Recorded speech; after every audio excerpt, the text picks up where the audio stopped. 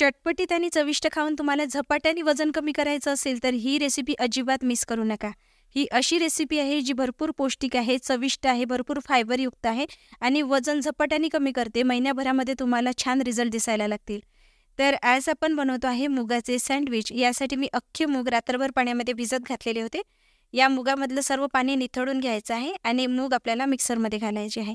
तर हे मुगाचं बिना ब्रेडचं सँडविच आहे, जे अतिशय पौष्टिक आहे आणि चवीला अतिशय भन्नाट लागतं. तुम्ही नक्की करून बघा.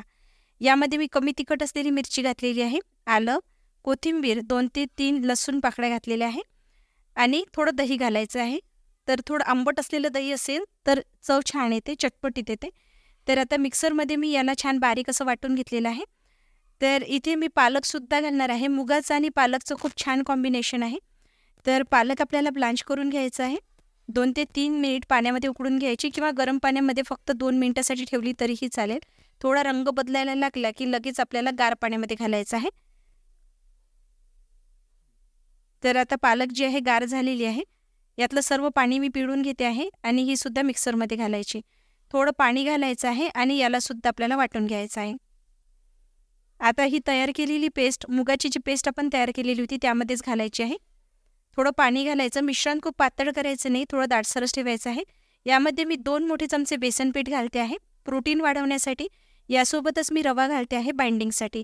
तर रवा मी अर्धी वाटी घातलेला आहे आणि बेसन पीठ जे घातलेलं आहे ते 2 मोठे चमचे घातलेलं आहे. रवा आणि बेसन पीठचं प्रमाण तुम्ही कमी जास्तही करू शकता. सर्व नीट एकदा मिसळून घ्यायचं आहे आणि कन्सिस्टन्सी बघू शकता तुम्ही. यापेक्षा पातळ किंवा दाटसर ठेवायची नाही. चवीनुसार मीठ घालायचं आहे. परत एकदा मिसळून घ्यायचं आहे. आता आपण रवा घातलेला आहे त्यामुळे 10 ते 15 मिनिट रेस्ट करायला ठेवायचं आहे. त्यामुळे सुजी जी आहे छान फुलून येते. झाकण ठेवून आपण बाजूला ठेवूया. त्यापर्यंत आपलं स्टफिंग काय बनवायची ते बघूया. तर स्टफिंग खूप स्पेशल असणार आहे. यामध्ये आपण मेयोनीज अजिबात वापरणार नाही आहोत, पण चव अगदी मेयोनीजसारखीच येणार आहे. तर यासाठी मी इथे काकडी घेतलेली आहे. काकडी आपण बारीक अशी चॉप करून घेऊया. यामध्ये आपण भरपूर फायबरचा वापर करणार आहोत. फायबर जेवढं जास्त प्रमाणात आपल्या शरीरामध्ये जाईल तेवढी बॉडी डिटॉक्सिफाय जास्त होते आणि वजन हे झपाट्याने कमी होतं. तर आपण इथे काकडी जी आहे चिरून घेतलेली आहे आणि काही मी स्लायसेस करून घेतलेले आहे. त्याचबरोबर मी गाजर घालते आहे. ज्या भाज्या तुम्हाला मिळत नसतील त्या तुम्ही स्किप करू शकता. शक्य असेल तेवढ्या भाज्यांचा वापर करण्याचा प्रयत्न करा. तर इथे मी गाजरसुद्धा बारीक चिरून घेते आहे. तुम्हाला गाजरचा गोडपणा जर जास्त आवडत नसेल तर तुम्ही गाजर स्किपसुद्धा करू शकता. तर आता गाजरसुद्धा चिरून झालेलं आहे. गाजरचे सुद्धा आपण पातळ असे स्लायसेस करूया. इथे मी पातीचा कांदा घेतलेला आहे. तुम्हाला हवं असेल तर दोन्ही कांद्याचा वापर करू शकता. मी दोन्ही कांद्याचा वापर करणार आहे. इथे पातीचाही कांदा वापरते आहे आणि काही सुका कांदाही वापरूया. तर इथे कांदाही चिरून घेतलेला आहे. यामध्ये तुम्ही बीन्सचा सुद्धा वापर करू शकता. अजूनही काही भाज्या जर तुमच्या भागामध्ये मिळत असतील तर त्याचाही वापर तुम्ही करू शकता. तर इथे मी स्लायसेस करून घेते आहे गाजरच्या. बघू शकता अगदी पातळ करायचे आहे. आणि सिमला मिरचीचा वापर करते आहे. मला सँडविचमध्ये सिमला मिरची खायला खूप आवडतं, म्हणून मी सिमला मिरची इथे जास्त प्रमाणात घालणार आहे. तुम्हाला जर यामध्ये पत्ताकोबीचा वापर करायचा असेल तर तोही तुम्ही करू शकता. तर सिमला मिरचीसुद्धा बारीक चिरून घेतलेली आहे. आता सिमला मिरची आणि गाजर जे आहे ते कच्ची खायला छान लागत नाही, त्यामुळे मी अगदी थोडं बटर घातलेलं आहे आणि मी इथे पॅनमध्ये टॉस करून घेणार आहे. तुम्हाला हवं असेल तर तुम्ही याला रोस्ट न करता सुद्धा तसंही घालू शकता जर आवडत असेल तर. पण मला सिमला मिरची आणि गाजर कच्ची खायला जास्त आवडत नाही, म्हणून मी या पद्धतीने रोस्ट करून घेते आहे. तर आता हे गार करण्यासाठी मी एका दुसऱ्या भांड्यामध्ये काढून घेतलेले आहे आणि 15 मिनिटं झालेली आहे. यामध्ये मी ऑर्गॅनो घालते आहे. सोबतच हळद घालायची आहे, लाल तिखट घालते आहे आणि सर्व नीट एकदा मिसळून घ्यायचं आहे. तर बरेच जण असं म्हणतात की ऑर्गॅनो हे अनहेल्दी असतं, पण ऑर्गॅनो हे प्युअरली हर्ब आहे. जसं आपलं पुदिना असतं तसा हर्ब आहे, त्यामुळे घालण्यास काहीच हरकत नाही. यामध्ये मी अगदी थोडा बेकिंग सोडा घातलेला आहे. तुम्ही इनोचाही वापर करू शकता, पण इनोचा जो रिझल्ट असतो तो फक्त 1 ते 2 मिनिटांसाठी असतो. इथे आपल्याला मुगाचे ब्रेड बनवायचे आहे. तर मी 3 मुगाचे ब्रेड बनवणार आहे. आपल्याला फक्त एकच जर ब्रेड बनवायचा राहिला असता तर आपण इनोचा वापर केला असता, पण आपल्याला इथे 3 मुगाचे ब्रेड बनवायचे आहे, जे बनवण्यासाठी आपल्याला 5 ते 10 मिनिट लागतील. तर सोड्याचा जो इफेक्ट आहे तो जास्त वेळपर्यंत टिकावा म्हणून मी इथे सोड्याचा वापर करते आहे. एकच जर ब्रेड बनवायचा असेल तर तुम्ही फक्त इनोचाही वापर केला तरीही चालेल. तर इथे मी स्क्वेअर शेप दिलेला आहे. या पद्धतीने आपल्याला चमच्यानेच याला शेप द्यायचा आहे किंवा तुमच्याकडे स्क्वेअर मोल्ड असेल तर त्याचाही वापर करू शकता. झाकण ठेवून अगदी मंद आचेवर शिजवायला ठेवायचं आहे. भाज्या पूर्णपणे इथे गार झालेल्या आहे. आता इथे मी दही जे आहे ना ते चाळणीमध्ये घालून ठेवलेलं होतं. यातलं सर्व पाणी निघून गेलेलं आहे. तर असं घट्ट दही आपल्याला वापरायचं आहे, ज्याला हंकर्ड म्हणतं ना ते वापरायचं आहे. दही हे ताजंच वापरायचं, जे क्रीमी असतं डेअरीचं जे दही असतं ना तेच वापरायचं आहे. आंबट दही अजिबात वापरू नका. यामध्ये ज्या भाज्या आपण चिरून घेतलेल्या होत्या त्या घालायच्या आहे. म्हणजे आपण काकडी चिरून घेतलेली होती, पातीचा कांदा होता तो घालायचा आहे.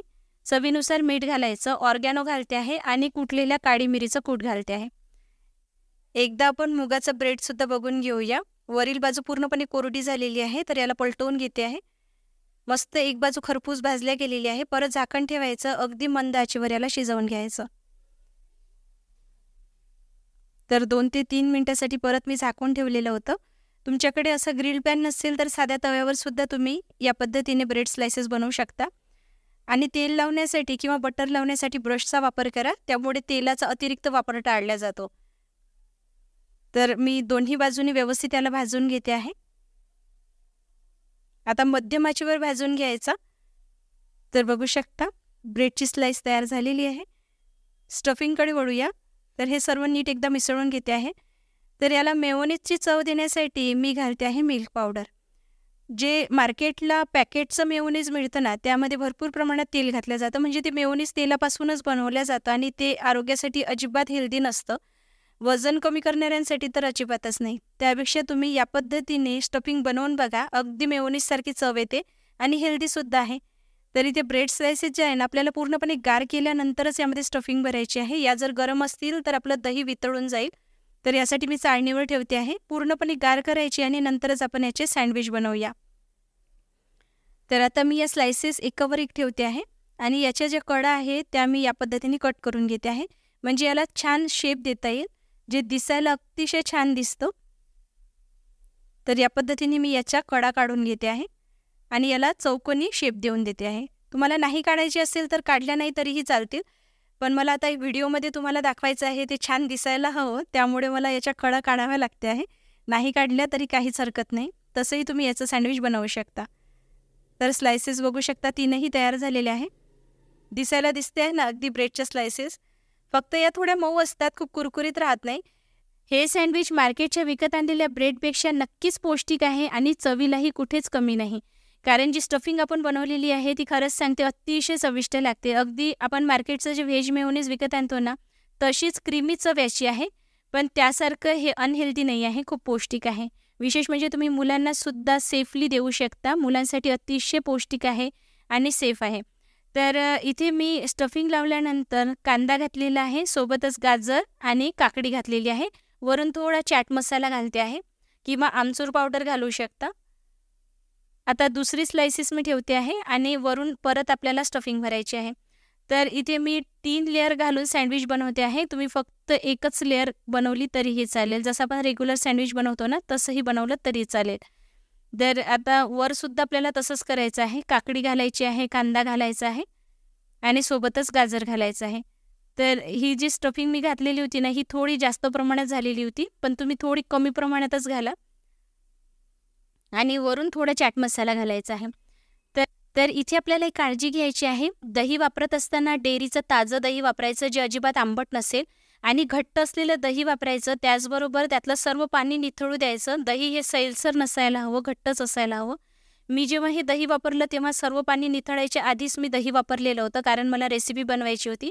त्यामुळे दही थोडं सैलसर राहिलेलं होतं, म्हणून स्टफिंग बघू शकता तुम्ही थोडी घसरल्यासारखी होते आहे, बाहेर निघाल्यासारखी होते आहे. तर दही जर घट्ट असेल ना तर छान आतमध्ये चिकटून बसेल, बाहेर निघून येणार नाही. सँडविच तयार झालेले आहे. रेसिपी कशी वाटली कमेंट नक्की करा. आवडली असेल तर लाईक करून चॅनलला सबस्क्राईबसुद्धा नक्की करा.